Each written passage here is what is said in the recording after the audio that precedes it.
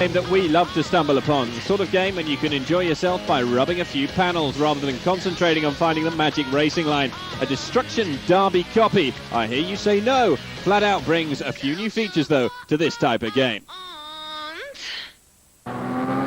Flatout doesn't have all that many game modes, but it does manage to offer a persistent challenge to the player. The majority of the game's dedicated to the career mode. You start with a very small amount of money that soon disappears when you pay for your first car. Needless to say, it's no luxury sports car, however, it is fast enough to start you off in the game's races. The first category of racing offered is the bronze class, made up of 9 races.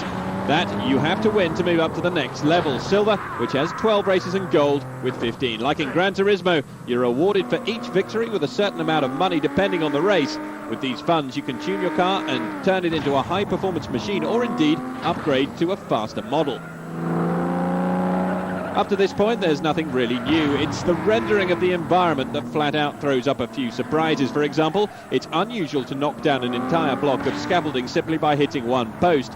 In most games, you would simply expect to lose a bit of time. Not in Flatout. The player has to be aware of what will happen as a result of his movements, taking into account obstacles created falling debris, which should be avoided in order to finish the race. Not only is much of the surrounding destructible, but the interaction with moving objects is also handled very well and is something to look out for over the course of a race. The problem is that the obstacles are lacking in consistency. You can often find yourself blocked in by the smallest of tyres or a barrier. You can never quite be sure what will happen with any of these obstacles. Conclusion: to proceed quickly, you have to avoid contact with all possible obstacles with just the occasional rubbed door handle in the corners. The second big concern in this game is somewhat catastrophic artificial intelligence. Even with regular crashes, it remains relatively easy to catch up with the pack, but after contact, your competitors are considerably subdued. If you get to the front and set lap records, your rivals will remain mysteriously stuck to your tail despite having been setting the pace a few laps earlier. It's an all too apparent tactic to encourage battles between the player and the pack. In contrast, the bonus mode is a real pleasure and a source of considerable enjoyment. From high jump competitions to human bowling and races on oval and figure of 8 circuits, it's simple, but we love it.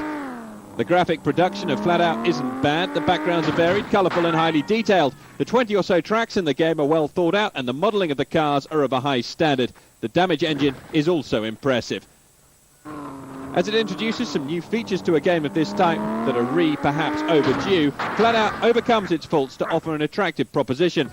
Whilst it's far from the best game around, we think you'll still manage to spend a fair few hours giving it suspension a beating.